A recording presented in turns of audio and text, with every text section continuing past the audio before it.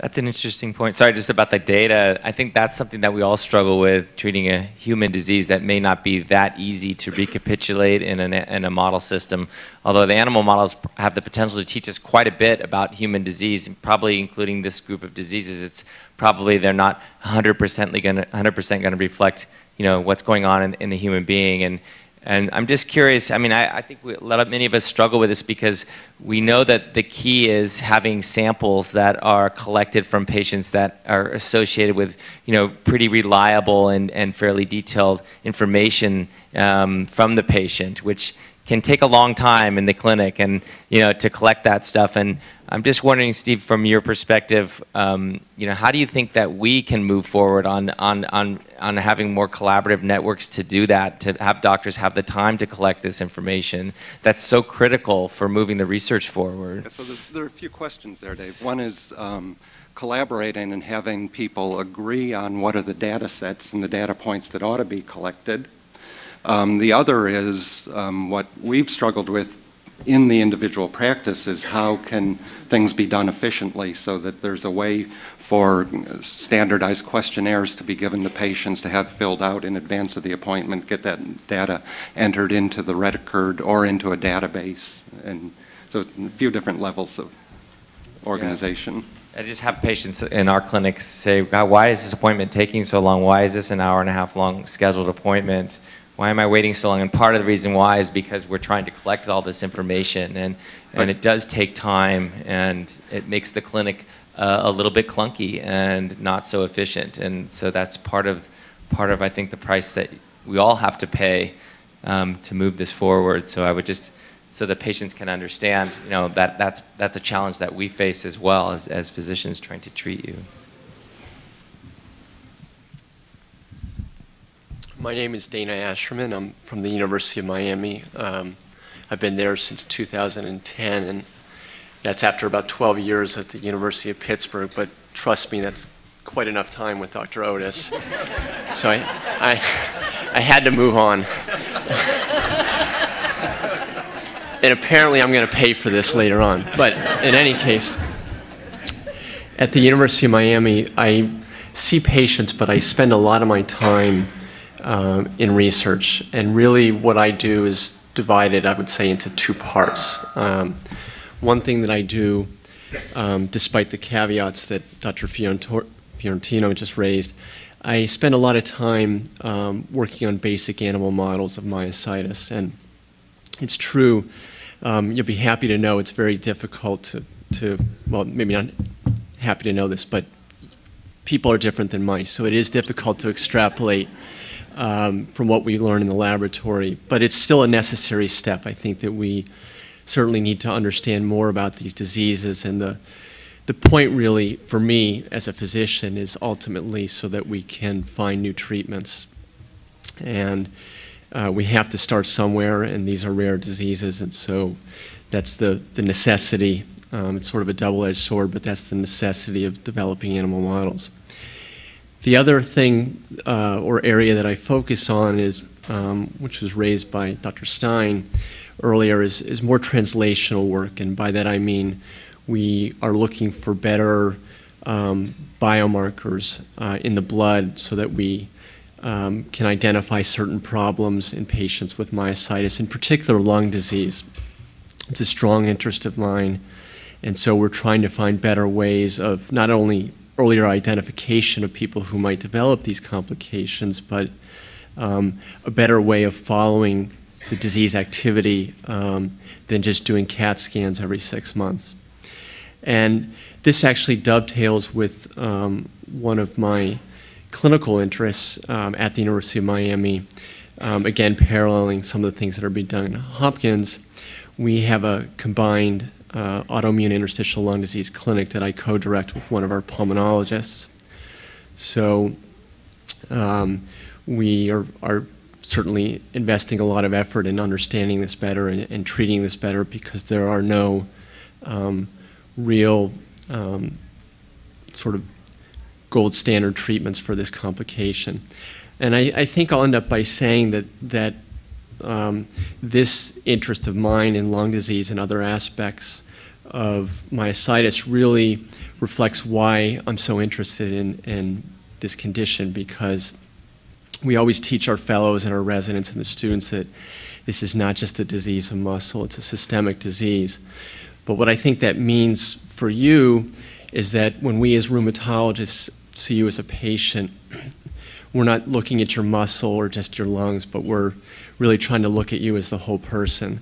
And we have to consider so much when we're dealing with this disease, as you know. I don't have to tell you that.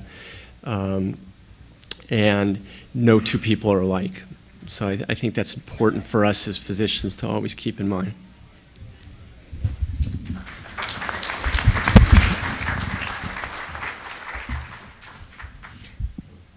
I love that comment about Chet. Sorry, Dan, but I think you couldn't be more accurate there.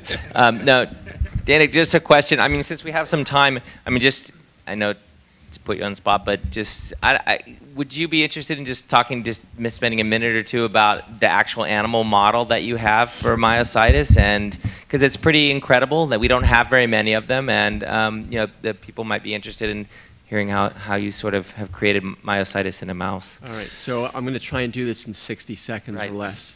I don't know if the microphone. So there are certainly a number of animal models of myositis, but the real question is how many of those adequately mimic what goes on in a human being with this disease. And to cut to the chase, we, as many of you know, we're very interested in autoantibodies. And what do autoantibodies do? They recognize certain proteins in the body. And one of those is JO1, or we call it HRS.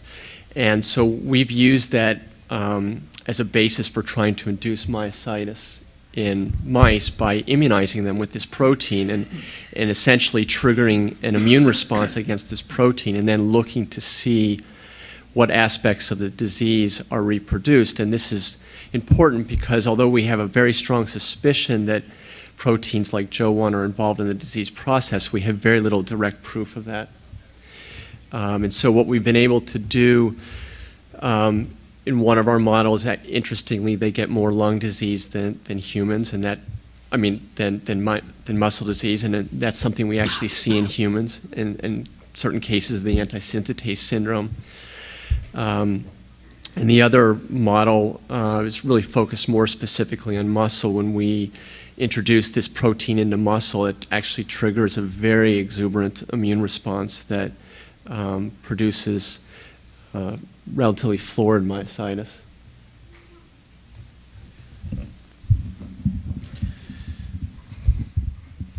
Slander. Okay. All right, so good morning. My name is Chet Otis. I'm from the University of Pittsburgh. I've been there quite some time. So I just briefly to say how I got interested in this disease is I was sitting with the division chief, gosh, almost 30 years ago, 84, 85. And I said, well, what do you want to do? I said, well, I'm interested in academic medicine.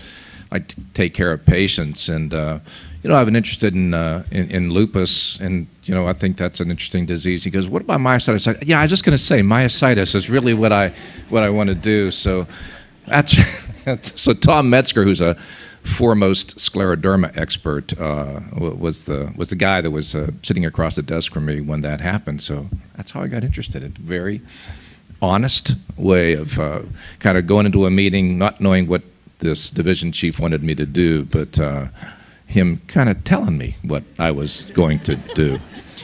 And the second thing is that just about the IBM history, it's a frustrating disease, and I look out into the audience, which has swelled over the last, 20 years that we've been doing these meetings, and I've been to a lot of them, and it's a privilege to sit and talk to you people. But I remember going into a room, I don't know, it might have been 10 or 15, might have been 15 years ago, and I couldn't find the chart. It's when we went to hospitals and they had charts instead of electronic records, and I was with a fellow, couldn't find the chart.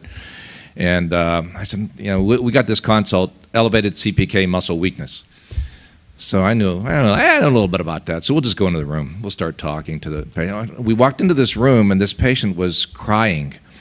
And all surrounded the bed, she had several different family members. Her husband was there. She was 70-some years old, and and I walked out. I said, "Boy, this is awkward. Everybody's crying." And I kind of introduced myself with a fellow and said, "We're here to see you, and I'm sorry, but what happened?" And they said, "Well, they just the doctor just came in and told my wife that she has ALS, and that we have to get our things in order." I said, "Oh, I'm really sorry," and I just felt very bad. The fellow was there, didn't know, whether to, as we say in Pittsburgh, whether to cry or wind his watch. But I started talking to her, and within 1 minute, I knew that she didn't have ALS.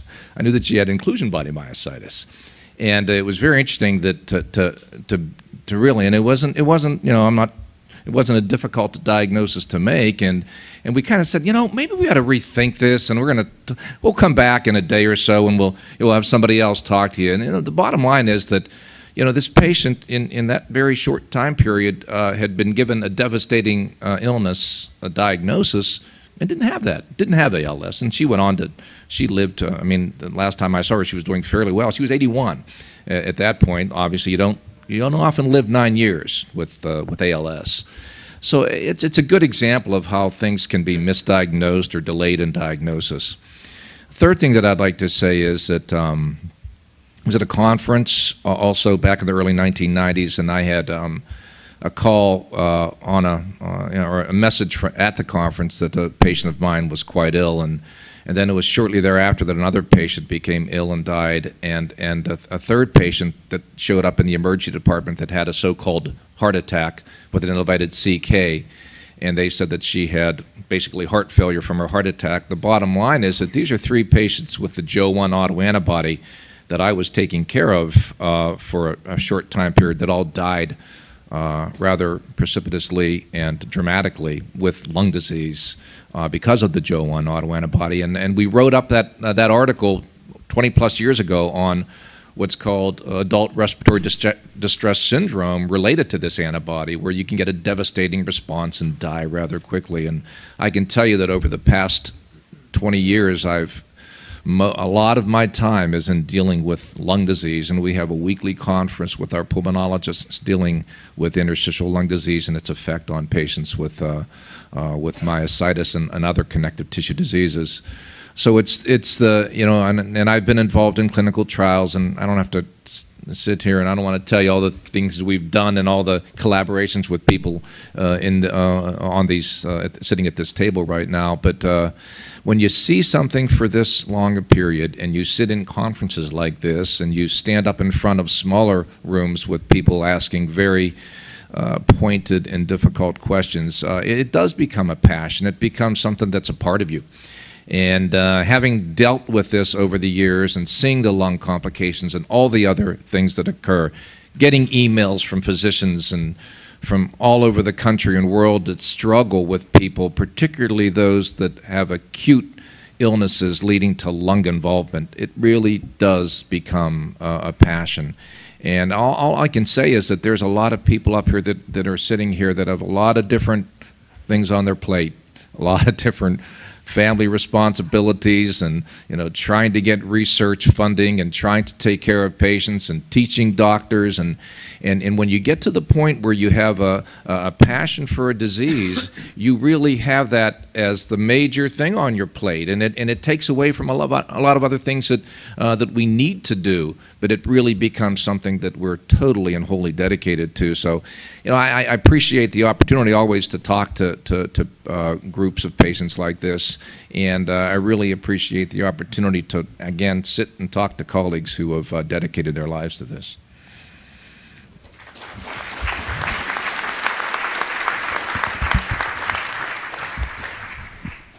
Chad, before we finish, because I think Yuri's last, right? You're in the end. Oh, we got 2 more with Andy.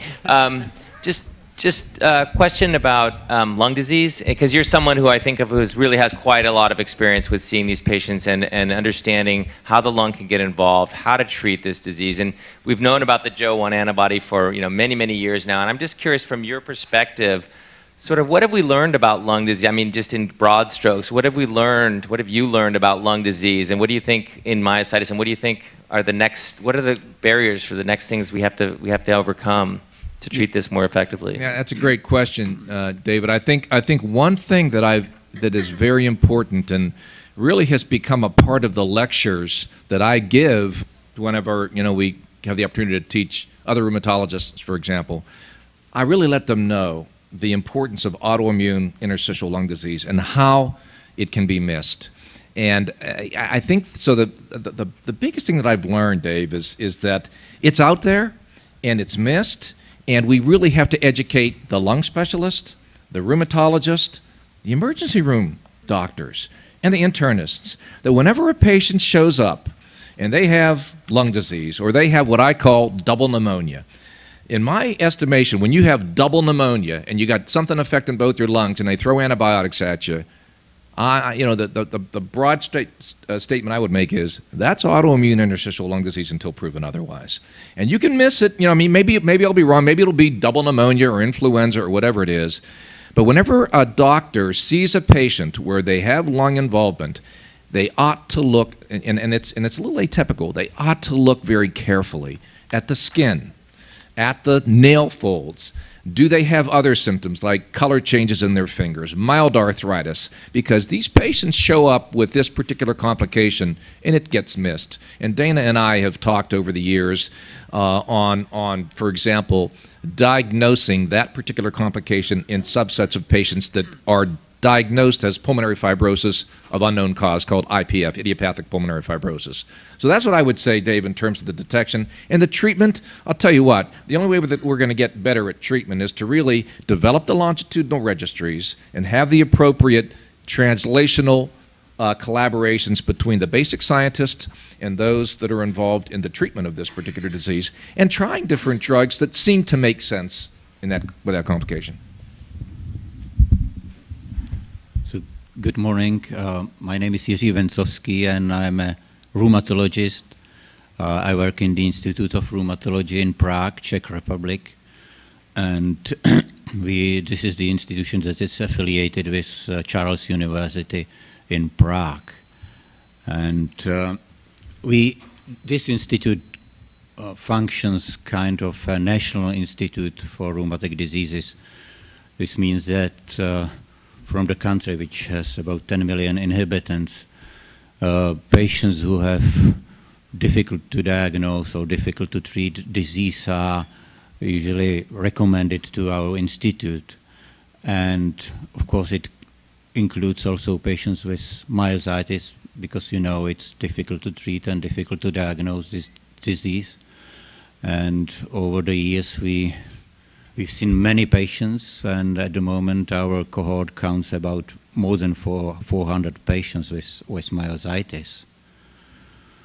We did several different research projects. We were happy to collaborate on many projects in Europe, and also together with scientists in USA. We have several ongoing projects at the moment. Just to mention a few, we recently finished a study in which we did a comprehensive evaluation of arthritis that is associated with myositis. As you know, many patients have arthritis. It sometimes even precedes the manifestations of myositis as muscle weakness. We used the ultrasonography to evaluate the level of arthritis, which may be very severe as comparable to patients with rheumatoid arthritis. We have several fellows working in the labs on some aspects of myositis. One aspect is a cytokine called BAF. This is the cytokine that induces differentiation and stimulation of B lymphocytes that are responsible for production of autoantibodies. As you know, autoantibodies are associated with myositis. And this cytokine we found out that it's associated with the activity of the disease, with fluctuation of the activity, so we think it's responsible for some aspects of myositis, so it may be a candidate for the treatment in the future. We also do some clinical trials, participated in several ones, some of them that Chet Otis didn't mention, but we finished very recently 2 of them that we organized. One was organized by us. This was called Prometheus, and this was to evaluate how beneficial it is to add methotrexate to standard prednisone treatment from the very beginning of the disease. And the other one is in collaboration with Ingrid Landberg and Patrick Gordon from London, and we evaluated the effect of abatacept. This is the drug used in rheumatoid arthritis or NCA. So both studies finished a few weeks ago, so we are now in the process of calculating results, so perhaps next year we will be able to show how beneficial these approaches are. Thank you.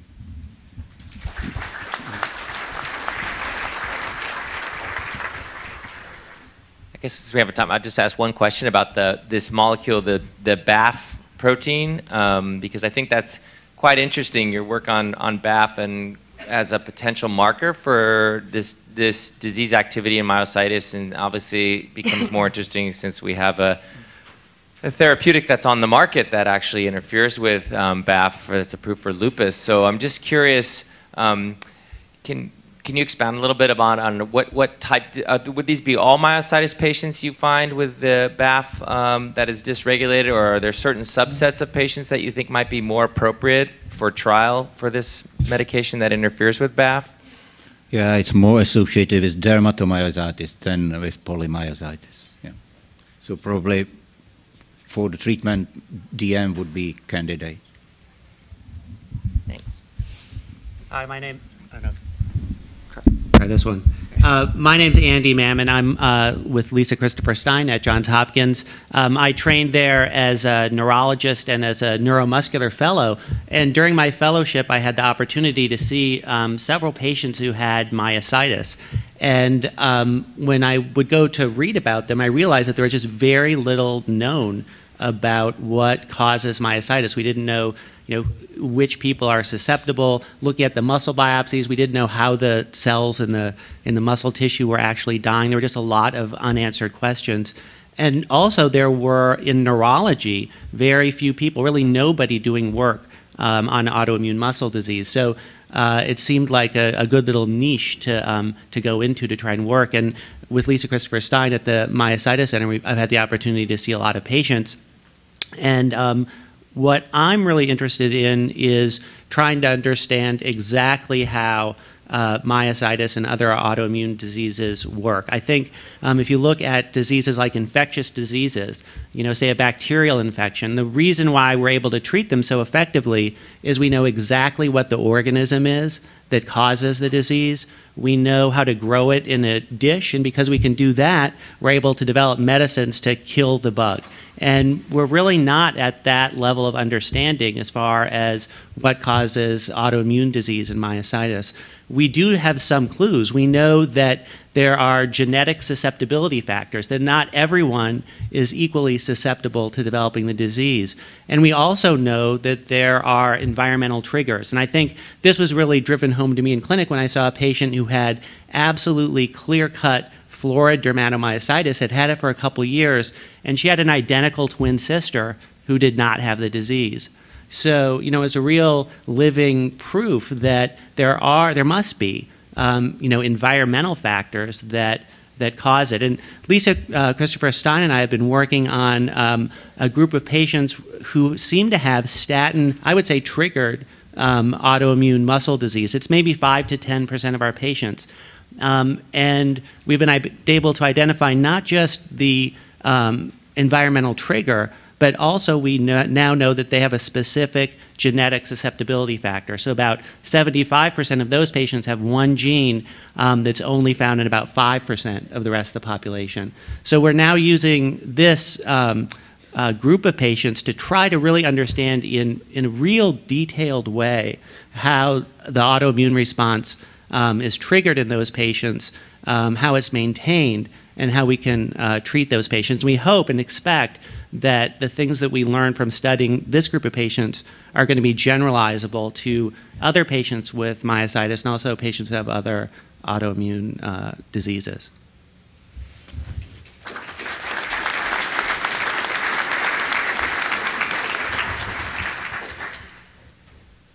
Okay, thanks, Andy. So just curious about the gene that you mentioned. That is a gene that you said is present in allele of about 5% of the normal population. Would you say, therefore, that we should be doing screening for patients who are we're contemplating putting on statins to see if they have this gene? So that's just one probably of the factors. So even though 5 to 10% of the people in the general population have this gene, and many of them will be put on statins, but only a very small number will actually develop the disease. So we don't know the whole story. There are probably other genetic factors. There may be other environmental factors that are important as well. That's the challenge. Okay, so I think that's probably look like that'll conclude the medical panel portion of the meeting. So hopefully that was enjoyable and somewhat informative for you all.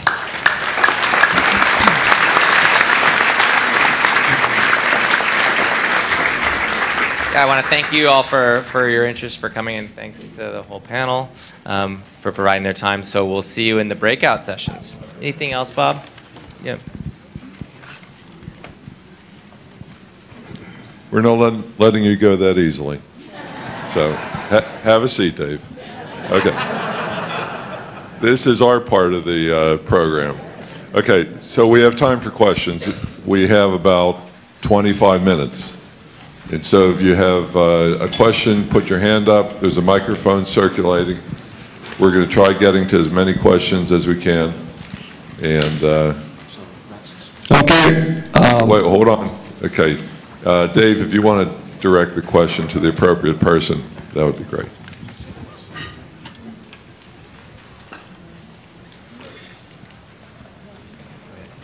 Okay, my question is, has anyone found a link between statin drugs and IBM? So I'll let either Andy or perhaps Lisa take a crack at that. So at least so the question is, has anybody found a link between IBM and the use of statins? In the population that we look, we have a lot of patients with inclusion body myositis, and what I can tell you is that the frequency of statin exposure among those patients is really no different than what you'd expect in the rest of the population.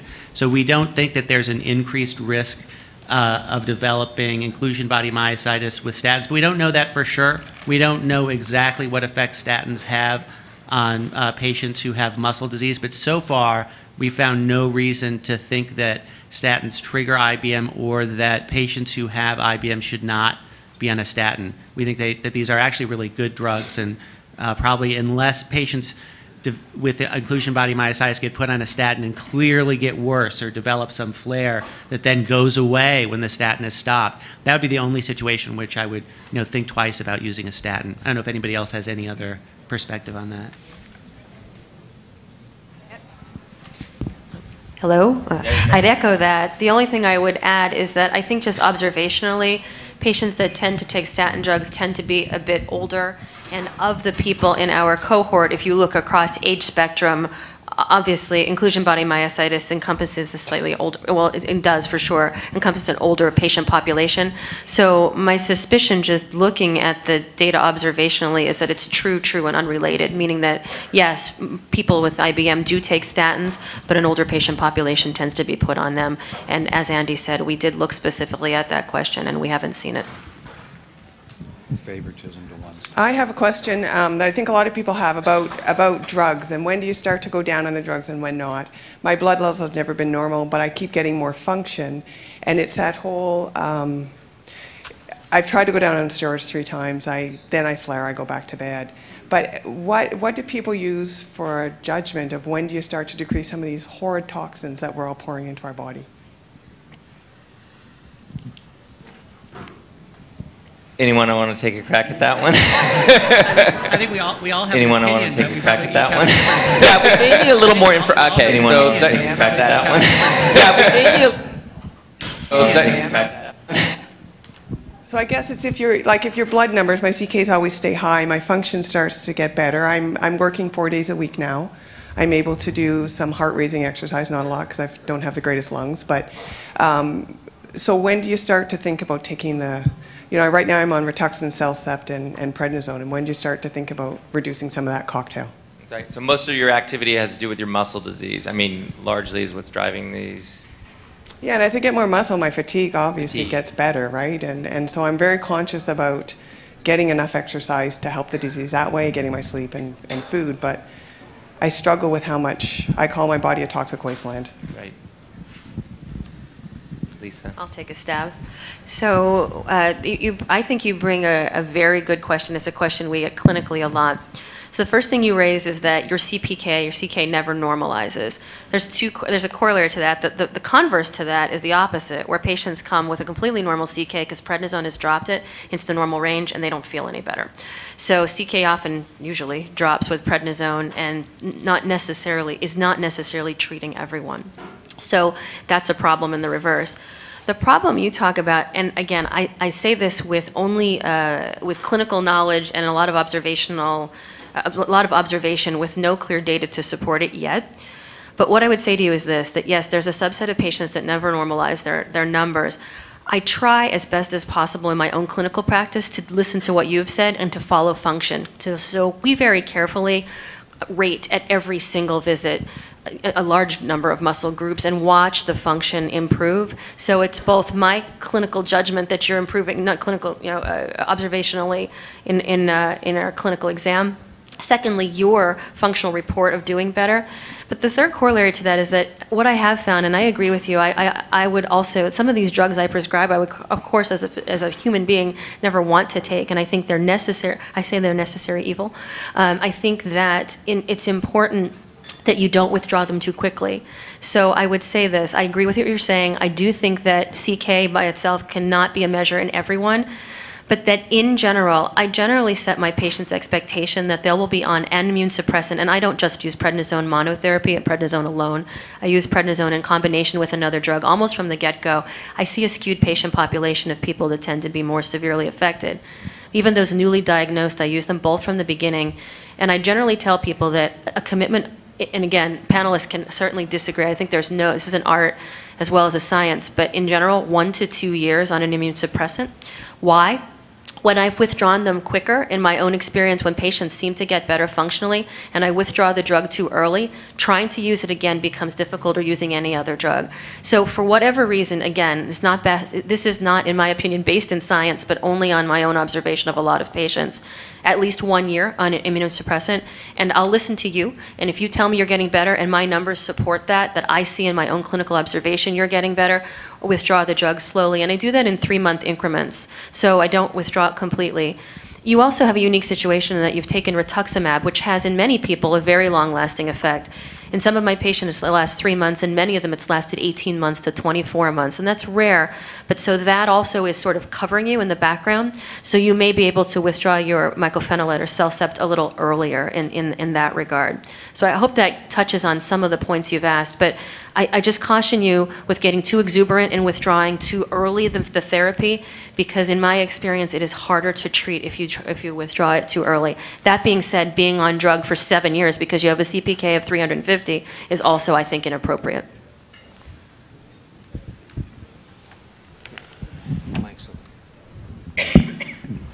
My question's for the lung man. Lung doctor, excuse me. A new appellation for Dr. Otis. This is great.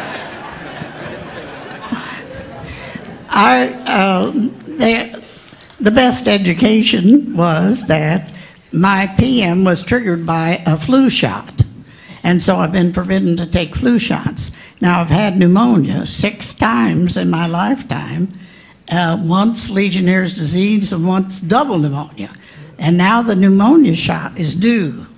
And I want to find out, should I take the pneumonia shot, or will that, I'm in remission. My last prednisone was 15 months ago. So I don't want to trigger it by taking a flu shot, a pneumonia shot. Yeah, well, those are always questions that we get from patients. My personal opinion is that you need to take the flu shot on the yearly basis, and of course the Pneumovax. The other one is given usually these days and every 5 years. So I understand the environmental triggers. You have to, I guess, take a step back sometimes and say, well, the disease has already, in some sense, established itself, but we do have to avoid or do our best to avoid the complication of infection in a lung that is already compromised. And, you know, people that get influenza and they're younger, they handle it better. People who get influenza and they're older and they don't handle it as well. And the other issue here, the issue here is that you've kind of had a hit already to your lung, and you want to do everything you can in terms of preventing an infectious complication that could be more devastating than it would be in, you know, somebody else sitting at the table with you. So those are complicated questions, but I think in some sense it becomes easy to use these vaccines, and there are recommendations that come from our own specialty society and other specialty societies that have looked at the risk and looked at the benefit. And I just think my opinion is that you ought to move on to and take these vaccines and take these potential preventative measures. A lot of controversy on that, but that's my simple opinion. Yeah, I like to think about triggers as there's two kinds of triggers. There's if you really are saying that, you know, say vaccines, a lot of patients come and say this started shortly after I had a such and such vaccine. There's two triggers for, if you're talking about the autoimmune disease as a fire. One is the match, and the other is the oxygen that you needed to start the fire. Now, if you have the type of environmental trigger that's like a match, it no longer matters if you put the match out once the fire started. But if it's a trigger like oxygen, it does matter. The more oxygen you give that fire, the more that fire is going to roar up. And I think we all had experience with environmental medications, things that get reintroduced that were thought to trigger the disease that again flare the disease. And some types of triggers we think that don't matter anymore, probably because the disease is already self-propagating. You know, Mark, I don't know if you have anything more intelligent to say about that, but that's kind of how I think of triggers in that context. We actually have data that we can look at. The Environmental Autoimmunity Group published a paper, Golnera, Mamrova, published looking at vaccines in diseases, and there was no association with the vaccines causing myositis. So the flu vaccine is very safe, and I would highly recommend that you take it. Look here. I think I've got the microphone. What is your experience with brain lesions and dermatomyositis?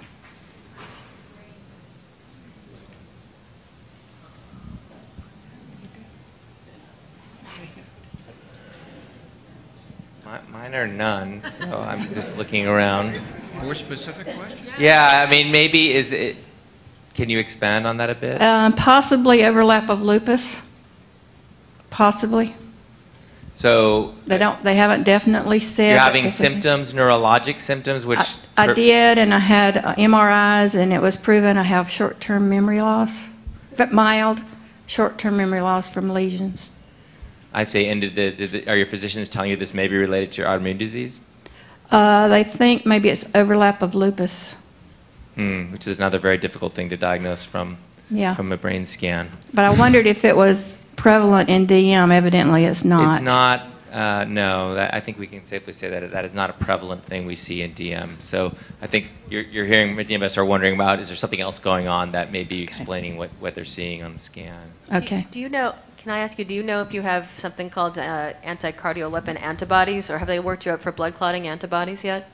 No, I had not been. I'd probably ask you to see if there is somebody local to you that deals specifically with lupus. So what you describe is not unheard of in lupus. The overlap between lupus and dermatomyositis is rare enough. In that particular situation, I would believe we would have seen it more if it were common. You have a lot of panelists, and we have over 1,000 patients. So I think behooves you to see a lupus specialist somewhere, either near you or not near you. And if you need any assistance, let me know. All right, thank you.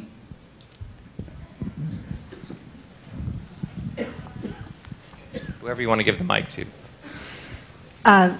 Is it safe to do the shingles vaccine? Is it safe to do the... Is it safe to have the shingles vaccine? Okay, good question. Shingles vaccine. Anyone want to take on the vaccine issue? We kind of talked about this a little bit. But I don't want to have that part. So the shingles vaccine is a relatively new vaccine. It's a live virus, isn't it? Yeah. So we generally avoid live virus vaccines in patients who are taking medicines that suppress the immune system because we can't fight off virus as well as that. So unless you're off medications, particularly prednisone, immunoranase, those kind of things, we generally don't give that vaccine.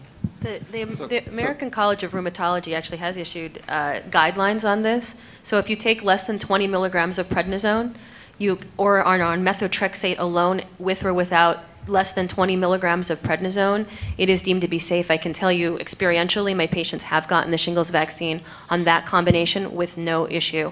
I am seeing more and more zoster, more shingles on the therapy we use. If there is any chance that you can get vaccinated where it's safe prior to going on therapy, be it prednisone and or another immune suppressant, get the vaccine. The waiting time between getting that vaccine and starting drug is debated. If it's possible, again, sometimes you have no choice and it's extreme, and if you wait to be treated, that's worse than being vaccinated. If you have a slow onset of your illness or someone you know, I'd advise you to get, and it's indicated that you're going to need immune suppression, I'd advise you to get the shingles vaccine and then go on at least 2 weeks at a minimum before starting therapy. But methotrexate and prednisone, theoretically, and other patient populations have been shown to be safe. So I have recommended it to those particular patient populations, and I have seen no ill effects so far. There's also one other thing that you should know. For those patients who rituximab is going to be thought of as a potential treatment, make sure you get your vaccines right away, because once you get rituximab, the efficacy of the vaccine is somewhat diminished. The other issue is those guidelines about methotrexate and prednisone addressed only methotrexate, and there are other immunosuppressive drugs like Imuran and Cellcept that we think are probably safe, but the official guidelines don't address. But if you're on a biologic, no. Vaccine. Right. And we each probably have our own biases. I personally think that mycophenolate has a peculiar hole for herpes family viruses, so I'm a little worried about patients who are taking mycophenolate getting shingles. So. Hi, my daughter, who was diagnosed about 2 years ago, is an identical twin. She's actually a mirror image identical twin, and her identical twin has not been diagnosed. They've had different exposures, environmental exposures over the past few years. My question is, has there been, or is there, a database or case studies of twins, identical twins with the disease in the birth conditions, the womb conditions and the birth conditions? Because they had very different womb conditions. She was the smaller of the twins. She was undernourished while she was in the womb, which is not unusual for identical twins. But I was just wondering if there's data collection out there in twin studies that, number one, she's not here. That's why I'm speaking, Mom. But if there is something for her, to participate in, and to look at birth studies as well, and conditions in birth studies, and then www.clinicaltrials.gov keyword twin SIB. Fred Miller in the Environmental Autoimmunity Group is looking for you. And we've collected over... And your daughter. And the other twin, too? Or just we've looked at over 40 twin SIB pairs where one has the disease and one doesn't, and followed them over that period of time. Several publications are coming out now that are looking at what's going on. And we're finding that genetics has an important role. It's not an absolute role, but the genes and things that are occurring on in the immune system are occurring in the unaffected twin earlier than we thought.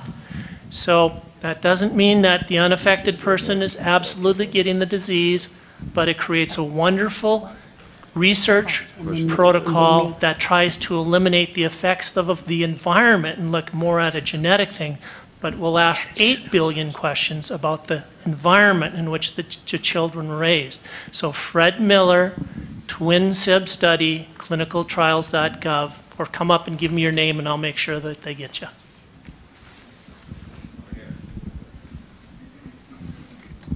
Good morning. Earlier I heard you speak about you like to collect samples. 1997 I had a biopsy and it took 6 weeks to get the pathology report back because they had to send it to 3 different centers because they didn't know what they were looking at. And it's presently in the basement of the hospital and I'm fearing it's going to get thrown out. So my question is, would you be interested in anyone in this room getting a hold of their pathology samples and sending them to you guys?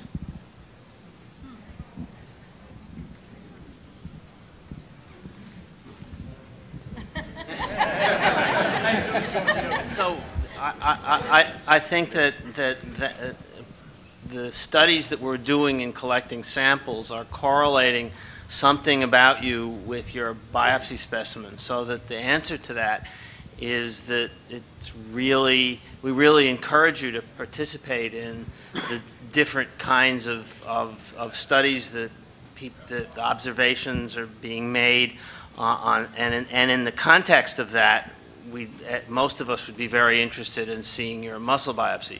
But just as an isolated looking at your muscle biopsy, it probably isn't going to help learn about anything but what's wrong with you at that point. I've been diagnosed with interstitial lung, and I have polymyositis with overlap of possibly scleroderma, and I've just been diagnosed with Sjogren's.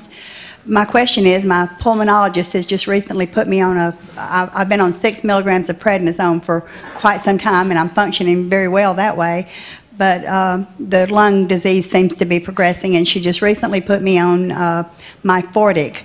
And it's another, from what I understand, another immune suppressant. And I'm wondering if that's a good way to treat this disease, or should I have maybe something more than that? I think that's a perfectly reasonable approach. There's more and more data coming out on the use of these other immunosuppressives, and Myfortic is kind of like a sister drug to mycophenolate mofetil called Cellcept. So there are different reasons why different individuals are put on those, one versus the other. But there's a lot of them. I think that's a very good approach. That what your doctor's trying to do is to lower the dose of prednisone, add another immunosuppressive agent. Myfortic is perfectly reasonable to use, and emerging data is out there that that's a good drug for interstitial lung disease. One quick comment. Dr. Maylard, sounds like you could do quite well with a Jane Fonda-like exercise video. But my question is this, regarding FDA approval versus European Medicines Agency approval, are the regimens used to treat patients in Europe the same therapies as in America, or are there currently different drugs available in Europe that aren't available here in the United States yet for treatment of these diseases?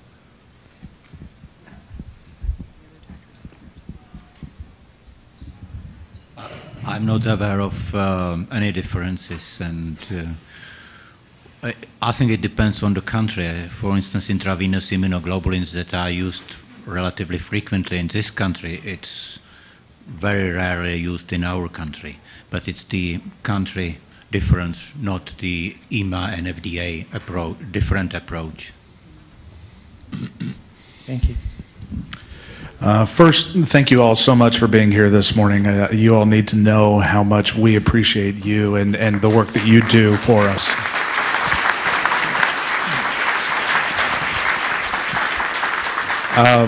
My question is that we've learned a lot about myositis over the last 20 plus years. So as all of you have learned about this, are you seeing a trend of convergence where you're finding more and more commonalities among the different types of myositis? Are you seeing commonalities with other diseases like ALS?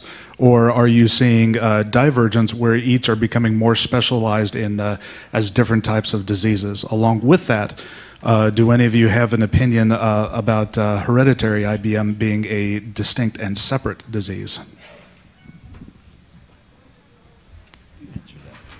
David, you answer that. Looks like Alan wants to answer that. It's my opinion that it's very important that each patient's specific diagnosis be treated as a specific diagnosis, and that these diseases, especially at the end of your question, the idea that hereditary inclusion body myopathies be considered different from the sporadic diseases, but it's becoming, I think, more clear to a lot of us that each specific myositis or inflammatory myopathy syndrome has different features, needs to be treated differently, and so that you need to, one of the important things in each patient's clinical workup is that they have a precise diagnosis so the doctor can pay attention to the specific concerns and therapies that go along with that specific diagnosis. And I would just take that one step further, saying that, I mean, many of us, I mean, the teaching was not so long ago when, for example, that polymyositis was dermatomyositis without a rash. And I would say that now we really understand these diseases at the muscle level are really quite different. And even, I would take your question, your comment a step further and say even within the disease that we call polymyositis, dermatomyositis, there is a substantial amount of patient heterogeneity that actually needs to be dealt with. And so your answer is, I think they're becoming more different, and even within the diseases, we're discovering important differences in patients among those diseases that probably need to be grouped and dealt with separately for many reasons, for research and for clinical trials. Excuse me for one moment. I've dealt with this for 16 years. This is my first conference. I only met one other person with DM in July. I can't let you get away without asking you this. I have dermatomyositis with severe calcinosis. I have met one other person, Debbie here, who has the exact same severity that I have. Could we have a subset of another type of myositis that changes the paradigm on this entire disorder? I need some answers. I'm not leaving here without some answers about this. The calcinosis is throughout our lower bodies. It's extremely painful. It comes in sheets. It's like granite, and it has a sharp edge like a scalpel. Please help us. Thank you. Tough. Jeff, thanks for the question, and I actually understand. I sympathize because we have many patients that look. The good thing is you saying that you met one person. I have many patients like you, and you're right. I think that that's another way in which you're saying this is another subset of patients, because not everyone with dermatomyositis is getting this problem, and we're finding that yes, that may relate to some of the autoimmune responses, specific autoimmune responses that are going on that others don't have. That may put you at greater risk for having the calcinosis. But really, what you're asking is also, what do we do about it? And I think the problem is that we don't understand. We really don't understand, what is causing the calcinosis. Is it a problem with the tissue? Is it some kind of inflammation that we haven't dealt with? That's a peculiar type of inflammation that's leading to calcium deposition in the soft tissues and skin. And unfortunately, there really aren't very many medical therapies. There's things we sometimes try, and that's a complicated, but there are things we will still try in patients to try to deal with the calcium. But I'll say that I have a good plastic surgeon, actually, believe it or not, who I work with, who actually is very skilled at dealing with removing some of the calcified areas that are causing particular symptoms. And a lot of people will say, well, the calcium will just come back if you take it out. That's a risk, but that's not always the case, actually. And I actually find that surgical, if you have the right surgeon that you're dealing with, that actually can be a good adjunct to dealing with some of the discomfort with the calcium. But we have huge strides we still have to make with understanding why are people just depositing all this this calcium in the tissue. And it's something that I'm particularly interested in. There are people working on that. Finally, there's interest in understanding in this. So hopefully the future holds better promise for things that we can use to treat the calcinosis. I have a comment. I've seen several patients with severe calcinosis. A woman many years ago in the hospital for months and months with infection in the thighs, and it was really all the calcinosis in the tissues of her thighs that was making this inflammation look like it. And the only way we got consulted was the surgeons had done a CT, and they finally saw all these chunks of calcium on the CT. They were looking for an abscess. I have had some luck with the calcinosis improving. I think the surgical techniques, when you have large chunks that are already there, we don't have a good treatment to make that go away. The successes that I've seen in preventing further calcium deposits are when the underlying disease is treated effectively. And I have seen patients where there has been hesitation by other rheumatologists. There was some rash, maybe that was mild, and this progressive calcium, they didn't know what to do with it. In my opinion, having seen patients who the deposits have stopped, it has always been in the setting of control of the underlying disease with immunosuppressive therapy. And so I recently saw another patient with horrible calcium progressing, the edema of the legs, the swelling, and the patient's taking some Plaquenil and 5 of prednisone. That's not enough. There are other symptoms that she also has with the disease. So I think you have to attack dermatomyositis and not just focus on the calcium to prevent further calcium, which I think is a manifestation of the disease. We have to figure out why some patients get it and why others don't. But you've got to treat the underlying disease to prevent further calcium depositing. Okay, with that, we have to stop. I know there's more questions, and we'd like to be able to get everybody's questions, but we want to allow enough time for the next session, which begins in a few minutes. Let me just say before everyone gets up, I want you to understand that the medical advisors are volunteers that are not paid by the Myositis Association, and as you can tell, they are experts in the disease and have really a passion for treating patients and finding a cure. And you heard that a few of them are leaving. We rotate our medical advisors. They can stay on the board for up to 6 years. 4 of them up here right now are rotating off next year, and we elected, or they elected, replacements yesterday at the Medical Advisory Board business meeting. So you're going to see some new faces next year, and I just want to express my gratitude to them, and I'm sure everybody here appreciates the hard work they put in, and they're all working for us, so please give them a round of applause.